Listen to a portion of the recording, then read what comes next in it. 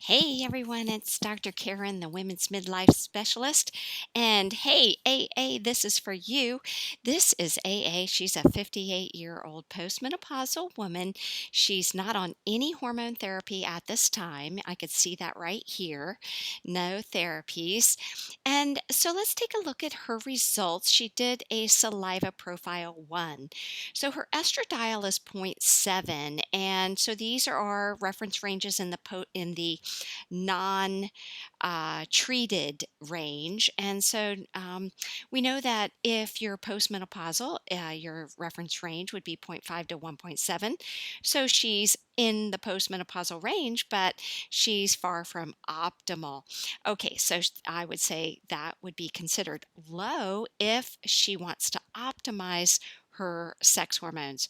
Progesterone, even with a postmenopause reference range, she's low. So she has even less than would be expected in a postmenopausal woman, and therefore a significantly low progesterone to estrogen ratio, very estrogen dominant. Testosterone, well, we've got a low, it's age dependent, but it's low for her age. I'll show you how I know that in a moment. And even if she were younger, she's got a low DHEA. Cortisol seems to be okay in the morning. So here's how I know. We just take a look at her graphs, and so you can see we're supposed to be anywhere in this blue area based on our age. So AA is 58, progesterone is down here, and testosterone down here, and DHEA down here. And saliva cortisol is in the middle for the time. It's more the time. Boy, she's an early riser. Look at that, 5 a.m. My goodness. Okay, so let's take a look at symptoms and see if we can get a little bit more information. And we can look at symptoms and see what areas of difficulty she's having. She's got some night sweats that she ranks as severe, only mild hot flashes. Headaches are severe. That's not good. Bummer. Stress, she only ranks as mild. So I love to see that. We've got weight gain in the waist and decreased libido that is severe. That's pretty hard to have libido when your hormones are so depleted. I like to look at this because when I see symptoms, I like to look at, well, does she think she's nervous or anxious? Nope, she doesn't. And only mild irritability, so that's nice. And some high cholesterol. So here's really the overview of them. And sometimes you don't even have to look at the individual symptoms, but I do because that tells me more specifically about the individual. But in AA's situation, her overall symptoms really point to exactly what her labs show. So estrogen and progesterone deficiency is her number one, the highest grouping of difficulty that she's having. The second difficulty is low androgens, and indeed that's what seems to be the case. And then she's got these three that are so close together that include metabolic syndrome and high cortisol. They are identical, 33.3. So, and then this is just low cortisol. So what this means is adrenal issues with the high and low cortisol and metabolic syndrome up here. Now, if you've been watching other videos, you know that I've said numerous times that metabolic syndrome, adrenal issues, and the low androgens, these symptoms commonly fall together. So, correcting some of these things, it will help everything. So when you work on your adrenals, it helps the symptoms of low androgens. When you work on your metabolic syndrome, it helps the adrenal system because these are hormones that all work together. They're like a tripod: sex hormones, adrenal hormones, gut hormones, and you can throw actually another one in there, thyroid. It's really a four-legged stool, not even a three-legged. So these all work very well together. Okay, so let's see what we're going to do for AA. I love these straightforward ones because you could just go straight to these charts and figure out when you're not on any therapy. This just pops right up. So estradiol 0.7, point 0.7. So we go over here. If your E2 is less than 1.3, so that's where we are, and your progesterone to estrogen ratio is less than 50. Okay, so here is where we are. We're going to, we're less than 1.3, we're less than 50. So we're going to go 2 pumps in the morning and 2 pumps at bedtime of Hormone Heaven. And we're going to do 1 pump in the morning and 1 pump at bedtime of Hormone Protect. Now, the reason why we need both of these is because this progesterone to estrogen ratio is so low. Now, AA is post-menopause. Let me go back to this one. She is post-menopause, okay, and not on any therapy. So it's very likely that this is going to be um, a necessity for some time.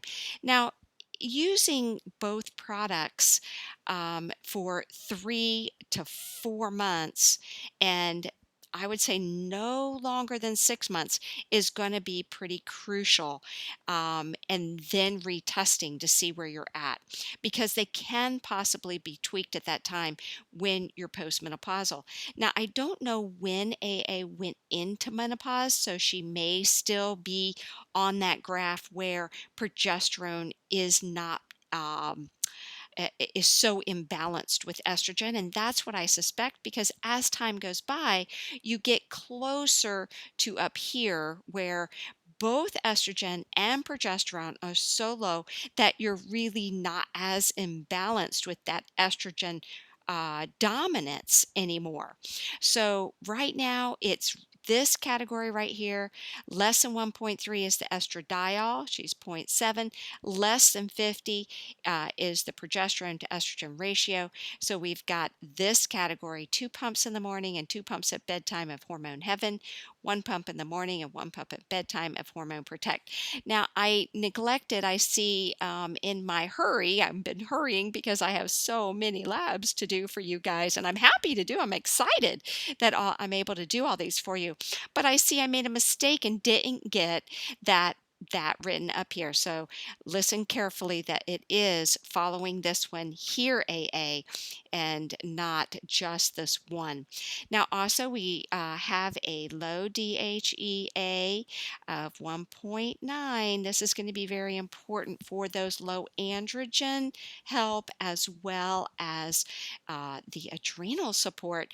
So we want to do DHEA 5 milligrams in the morning and then increase it to 10 milligrams in about a month. You could take these at the same time, two capsules. They're tiny little capsules if you get orthomolecular, my favorite DHEA, and you can take them both at the same time, or you can divide them up. Uh, uh, one in the morning and one a little later on. So these are those top categories. Estrogen and progesterone deficiency we're going to take care of with Hormone Heaven and Hormone Protect. Missing here, naughty Dr. Karen. And the low androgens, we're going to use some DHEA at 5 milligrams and then pop that up to 10. Now, what about the high and low cortisol and the metabolic syndrome? I mean, this is pretty critical. And you do rank your stress as only mild. So there's a question in my mind: do we need to focus on supplementing something for your adrenal glands, or can we pop right on over to push into getting the metabolic syndrome symptoms down? And if it were me, if it were me with saying I had mild stress levels, honestly, I would pop right over here to the getting that low glycemic diet on board before pushing over into treating the adrenal glands, because I honestly believe that when you get your sex hormones better optimized, and you focus hard on this low glycemic diet, healthy diet, I think with being able to say that your stress level right now is mild, I think the high and low cortisol symptoms are going to come down. I really do. So I'm going to say let's skip the adrenal supplement right now.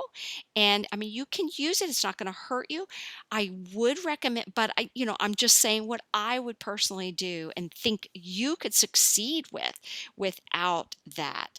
And I do want to say though, make sure you do add some, or if you don't already have a good, strong, comprehensive nutrient, like multivitamin and mineral, that's always going to be important.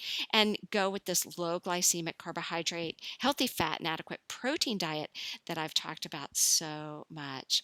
Okay, AA, it was wonderful doing your labs, and thank you so much for sharing them with all of these wonderful girls out there as well.